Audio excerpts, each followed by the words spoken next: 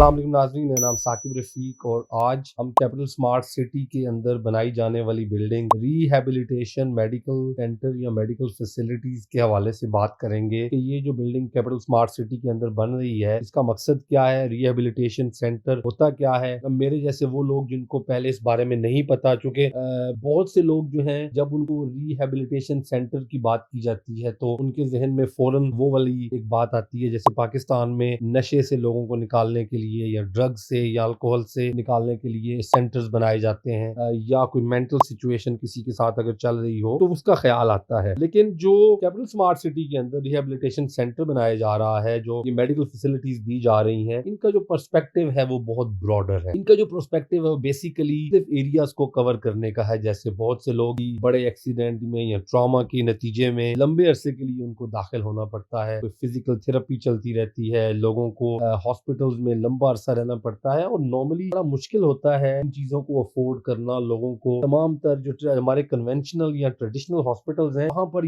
ये फैसिलिटीज इस काबिल नहीं होती कि वहां लोगों को ज्यादा अरसा रखा जा सके, और जो खर्चा होता है वो भी अफोर्ड नहीं किया जा सकता क्योंकि हॉस्पिटल जो होते हैं वो बिजी होते हैं, वहां पे और पेशेंट्स ने आना होता है। हर हॉस्पिटल, कोई भी प्राइवेट हॉस्पिटल हो, वो पर बेड एक अपनी डेली की कॉस्ट बेयर कर रहा होता है और वही कॉस्ट वो फिर आगे अपने पेशेंट्स पे, उनके जो घर वाले हैं उन पे शिफ्ट करने की कोशिश करता है। ऐसे में जो ये रिहैबिलिटेशन सेंटर्स होते हैं ये कंपैरेटिवली प्राइस वाइज आपको कम पड़ता है और प्लस इनकी जो फैसिलिटीज होती हैं वो इस किस्म की होती हैं। कोई स्पाइन इंजरी वाला बंदा है, ब्रेन इंजरी हो गई है, किसी को कोई लंबे अरसे की फिजिकल थेरेपी चल रही है, किसी को बड़े एक्सीडेंट की वजह से खुदा न खास्ता कोई वेरियस डिसेबिलिटीज हैं, तो ऐसे लोगों के लिए ये जगह जो होती हैं, ये रिहैबिलिटेशन मेडिकल सेंटर्स जो होते हैं, ये बड़े काम आते हैं। पाकिस्तान में अनफॉर्चुनेटली इसका कॉन्सेप्ट इतना ज्यादा नहीं आया और हमारी नजर में ज्यादातर जो रिहैबिलिटेशन या रिहैब सेंटर्स की बात होती है तो वो नॉर्मली ड्रग्स उन चीजों से हटाने के लिए जो जगह यूज होती है उनकी होती है। अब कैपिटल स्मार्ट सिटी जो ये इस किस्म की फैसिलिटीज लेकर आ रहे हैं, इसके ऊपर मैं एक पॉइंट ऐड करना चाहूंगा कि एक तो ऑब्वियसली अगर अल्लाह ना करे किसी रेजिडेंट को कल को कोई ट्रॉमा या कोई बड़ा प्रॉब्लम आता है या कोई खुदा ना खास्ता किसी वजह से कोई ड्रग रिहैब सेंटर या किसी ऐसे क्लिनिक की जरूरत पड़ती है, कोई ऐसी long term medical physical therapy की वजह से या किसी और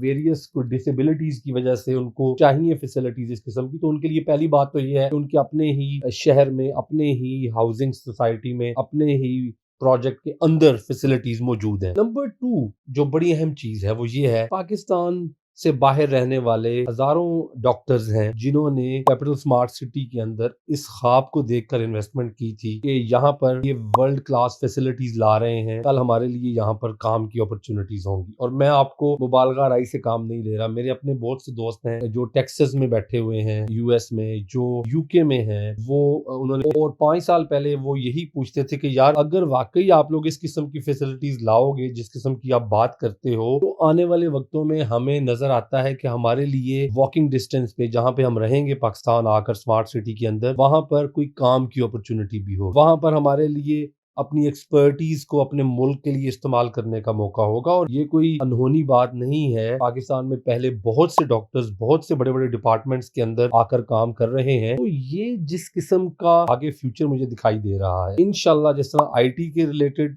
सिलिकॉन विलेज पे काम किया जा रहा है, सिमिलरली जो मेडिकल की फैसिलिटीज पाकिस्तान में लाई जा रही हैं, ये मैं समझता हूँ कि एक बहुत बड़े विजन की बात है कि पाकिस्तान के अंदर कल को जब लोग आकर रहेंगे, पढ़े लिखे लोग, उनके लिए मुख्तलिफ सेक्टर्स में जॉब्स क्रिएट की जा रही है। तो वो जो 1 लाख जॉब्स का वादा किया गया था कि कैपिटल स्मार्ट सिटी आने वाले 15 साल में 1 लाख जॉब क्रिएट करेगा, तो मैं समझता हूं अब अगले 10 सालों में जब स्मार्ट सिटी आहिस्ता आहिस्ता आबाद होता होता 10 साल में उस लेवल पे चला जाएगा, ये फुली आबाद हो चुका होगा, यहाँ पे हजारों लोग इंशाल्लाह रह रहे होंगे, तो फिर उस वक्त यहाँ रहने वाले लोगों के लिए फाइनेंशियल डिस्ट्रिक्ट में फाइनेंस की जॉब्स होंगी, बैंकिंग से रिलेटेड लोगों के लिए जॉब्स होंगी, यहाँ पर जो हमारे आईटी से रिलेटेड लोग हैं, इंफॉर्मेशन टेक्नोलॉजी, एंटरप्रेन्योरशिप और एंटरप्राइज के लोग हैं, उनके लिए पढ़ाने वाले जो लोग हैं जो मेरी तरह ऑलरेडी एजुकेशन और इन चीजों के साथ इन्वॉल्व हैं, उन लोगों के लिए पाकिस्तान के अंदर वर्ल्ड क्लास एजुकेशन फैसिलिटीज होंगी जहां पे वो पढ़ने पढ़ाने का काम कर सकें। वहीं पर जो हमारे लोग हेल्थ के साथ मुंसलिक हैं और दुनिया में बैठे हुए हैं मुख्तलिफ ममालिक में, इंशाल्लाह आने वाले वक्तों में ये मेरी बात याद रखिएगा कि वो पाकिस्तान के अंदर कैपिटल स्मार्ट सिटी के अंदर उनको मैं वर्ल्ड क्लास फैसिलिटीज में करता देख